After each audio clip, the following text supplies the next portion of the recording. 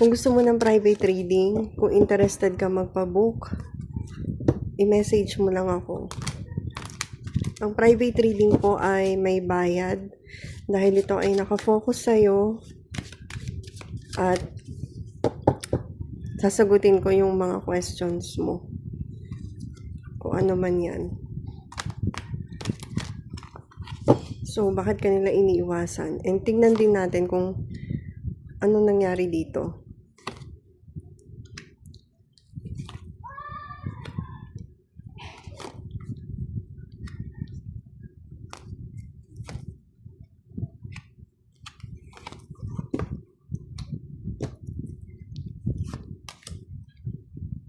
Wow, 2 of Cups. Kapareho sa Aries.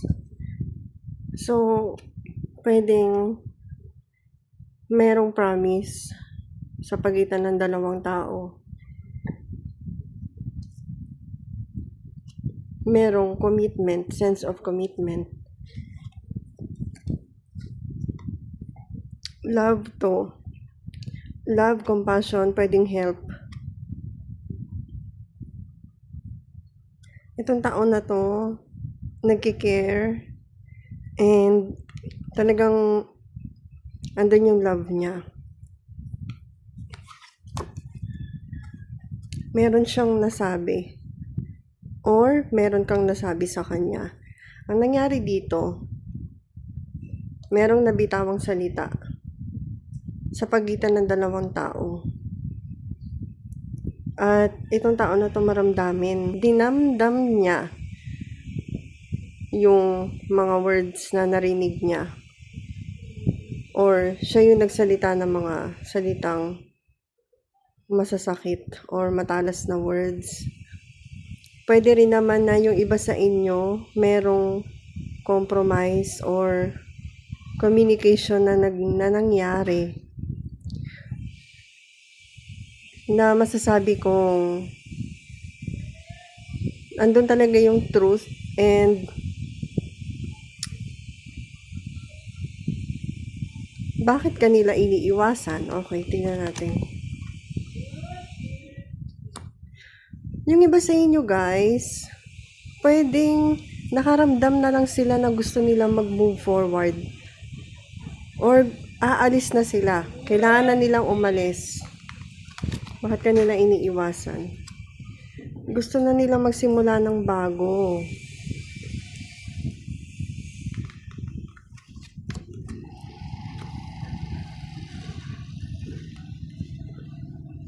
So, itong story na to, posibleng asawa nyo, basta in a relationship, ang mas malakas na nasisense ko dito. Lalong-lalo na may 2 of Cups, may Queen of Cups, and may Justice. May contract sa pagitan ninyo ng person na to. Meron kayong agreement, pero meron kailangang umalis. So, yung question na bakit kanila iniiwasan, dahil kailangan nilang umalis. Pwede ring yung contract ay related sa kung saan man pupunta itong person na to, or pwedeng ikaw yung aalis dahil aalis ka. So umiiwas na sila kasi na-hurt na sila. Kailangan nilang i-handle yung emotions nila. Merong bagong contract, pwedeng ganon, pwedeng work related naman ito. So umiiwas na yung mga katrabaho mo kung dahil magre-resign ka na. Pwedeng ganon. Ang dami kasi related sa kasunduan. Kasunduan pero wala namang masamaan or walang samaan ng loob na nangyari dito. Nararamdaman ko dito very calm and open. Kung ano man tong connection na meron dito. Pero malakas yung feeling ng work o trabaho. Dapat mo pa ba silang kausapin?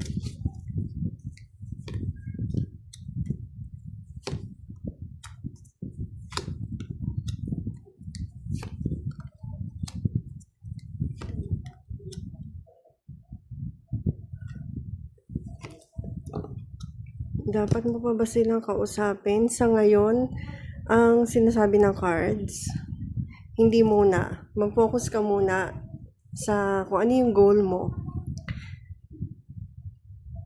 Keep things to yourself for now.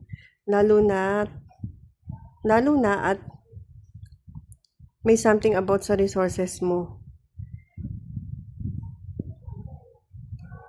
na kailangan mong pagplanuhan. And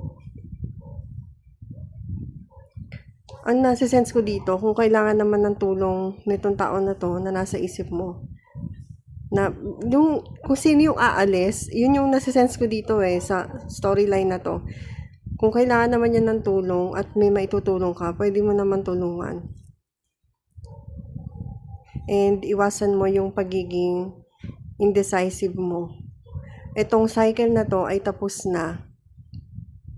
So, hayaan natin na mangyari yung sitwasyon na to or ma-unfold naturally.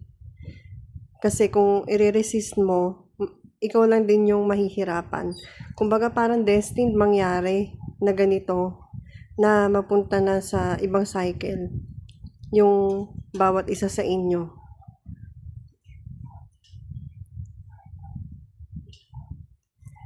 And nasisense ko dito, ginaguide ka ng intuition mo about this situation. So, maging open ka dun sa wisdom na nakapaloob dito sa sitwasyon na to. Total, wala naman tong samaan ng loob. Dahil nga nararamdaman ko dito very open itong kung ano man to. So, meron din pinapakita sa'yo ang intuition mo. May ino-offer din sa'yo.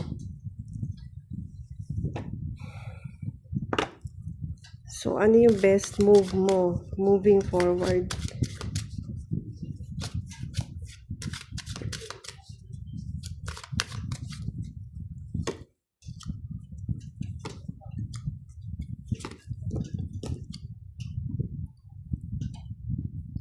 Mukhang ikaw nga yung aalis, Taurus. Moving forward, siguraduhin mo sa sarili mo na you can rely on this. Kung trabaho man yan, bagong contract. Rest assured, you can rely on this. Magbibigay sa iyo to ng peace. And matutulungan ka makapag-save or madagdagan yung patience mo pagdating sa pag-i-invest ng time or ng resources mo.